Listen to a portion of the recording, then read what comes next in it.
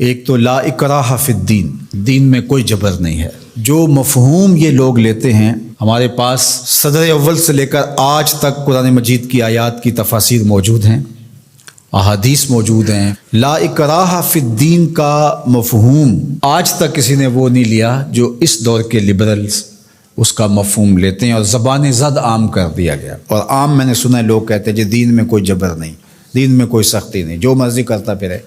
ریاست کی ریٹ موجود ہے، دین کی ریٹ موجود نہیں ہے، یہ کیا بات ہوئی؟ تو یہ بات ذہن میں رکھیں، فطری طور پہ اکراہ نہیں ہے۔ لا اکراہ فی الدین، کسی کو مجبور نہیں کیا جائے گا کہ تو اسلام قبول کر۔ کسی کی کن پٹی پہ پسٹل رکھ کے یہ نہیں کہا جائے گا کہ اسلام قبول کر ورنہ تمہیں مار دوں گا، یہ نہیں کیا جائے گا۔ دوسرا یہ ہے کہ کوئی شخص اسلام لے آتا ہے تو پھر اس کا ہاتھ کٹنے لگے چوری کے بعد، تو وہ کہے کہ نہیں میں نہیں اس کو مانتا، لا اکراہ فی الدین، دین کے اندر کوئی جبر نہیں ہے۔ بدکاری کے اوپر اس کو سنگسار کیا جانے لگے تو وہ کہے لا اکراہ فی الدین۔ جب مال آئے گا تو زکوٰۃ اس کو دینا پڑے گی، اور اگر انکار کرتا ہے ریاست کی ذمہ داریوں میں شامل ہے کہ اس سے زکوٰۃ لے۔ حضرت ابو بکر رضی اللہ تعالیٰ عنہ نے فرمایا لو منعونی اقالا لقاتلتہم علی منعہ، فرمایا اگر ایک رسی کھجور کی جو نکیل کے طور پہ اونٹ کے ناک میں ڈالی جاتی ہے، اگر اس کے دینے کا بھی انکار کرتے ہیں تو کہا ابو بکر آرام سے نہیں بیٹھے گا جب تک وہ رسی وصول نہیں کر لیتا۔ تو آپ کہیں گے دین میں جبر کوئی نہیں، تو رسول اللہ سے دین آپ نے سیکھا تھا یا ابو بکر صدیق نے سیکھا تھا؟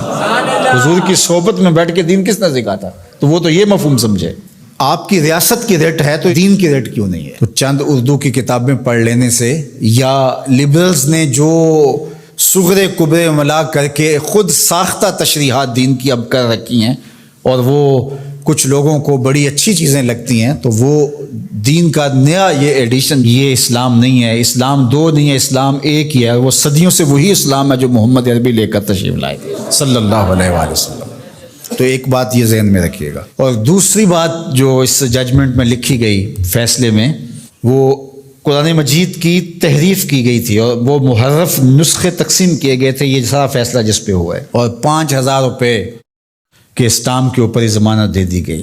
ساتھ یہ لکھا گیا کہ قرآن کی حفاظت تو اللہ نے اپنے ذمہ کرم پہ لی ہے۔ اچھا، وہ جو بونے بونے لوگ ہیں نا، وہ کہتے ہیں لو تم بات کرتے ہو، انہوں نے 2 آیتیں لکھی ہیں۔ میں نے کہا دونوں لکھی اور دونوں کا مفہوم اپنی مرضی سے قرآن کی تعبیر سے ہٹ کے لکھا۔ آیت لکھی انا نحن نزلنا الذکر و انا لہ لحافظون، اس کو ضمانت دے دی جس نے جو ہے وہ قرآن مجید کا مفہوم بدل کے کتاب چھاپی۔ پہلے تو میں پوچھتا ہوں آپ سے کہ اگر پاکستان کے دستور کو کوئی اپنی مرضی سے چھاپ دے تو کیا آپ چھاپنے دو گے؟ آپ اجازت دو گے؟ کوئی بات نہیں، اپنی مرضی سے، اس کو آزادی اظہار کا اتنا حق تو ہونا چاہیے۔ چند لوگوں نے سر جوڑ کے جو قانون وضع کیا ہے اس کو اس ملک کا کوئی شہری اپنی مرضی سے تبدیل نہیں کر سکتا، اور اگر کرے گا تو قابل مواخذہ جرم ہوگا، تو رب کے قرآن کو کوئی اپنی مرضی سے کیسے تبدیل کر سکتا؟ اور پھر یہ کہا جائے کہ اللہ نے قرآن کی حفاظت اپنے ذمہ لی ہے، آپ خواہ کی ٹینشن کیوں لے رہے ہیں؟ میاں اگر یہی بات ہے، اس کا انکار نہیں ہے کہ اللہ نے قرآن کی حفاظت اپنے ذمہ کرم پہ لی ہے، لیکن اس مفہوم کو نہیں لوگ سمجھ پائے کہ جو اللہ کی ذمہ داری ہوتی ہے اس کے ظاہری نظام کیا ہوتے ہیں۔ اللہ تعالیٰ نے قرآن مجید کی حفاظت اپنے ذمہ لی نا، لیکن جب لوگ مختلف قراتوں کی طرف جانے لگے تو سب سے پہلی فکر کس کو ہوئی؟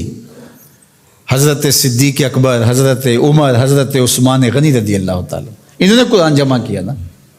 تو کیا یہ آیت انہوں نے نہیں پڑھی تھی؟ تو جب لوگوں نے آ کے کہا کہ معاملہ خراب ہوتا جا رہا ہے تو قرآن کو جمع کیا جائے تو یہ بھی آیت پڑھ دیتے، انا نحن نزلنا الذکر و انا لہ لحافظون، اور بات ختم ہو جاتی، اور یہ اتنا کچھ نہ کرتے۔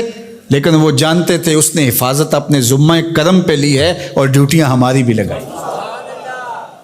تو اللہ تعالیٰ جل شانہ کا نظام ہے، اور اس نظام کی ظاہری تنفیذ کے لیے ہوگا کچھ نہیں قرآن مجید کو، لیکن ہمارا امتحان ہے کہ تم نے کیا کیا۔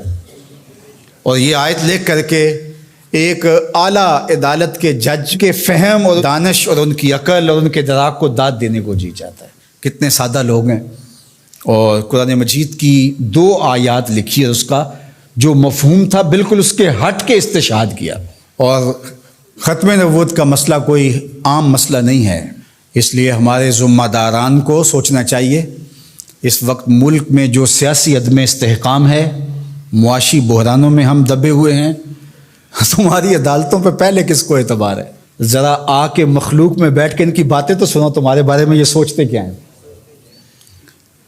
اور تم اب مذہبی ایشوز کو چھیڑ رہے ہو، اور پھر شریعت کورٹ موجود ہے، یہ فیصلے ان کو دو تاکہ وہ صحیح طریقے کے ساتھ ان فیصلوں کو نپٹائیں۔ ہر چیز اپنے ذمے لے لینا اور پھر تماشا بن جانا جس طرف ملک کو لے جایا جا رہا ہے۔ کچھ لوگ تو یہ کہہ رہے ہیں کہ کچھ عالمی سازشوں کے ڈانڈے اس سے ملتے ہیں۔ میں سمجھتا ہوں کہ عالمی دسیسہ کاروں کو کچھ کرنے کی ضرورت ہی نہیں ہوتی ہے، ہماری حماقتیں ہی کافی ہیں ان چیزوں کو کرنے کے لیے۔ تو اللہ تعالیٰ جل شانہ حفاظت فرمائے اور اس وطن کی خیر فرمائے۔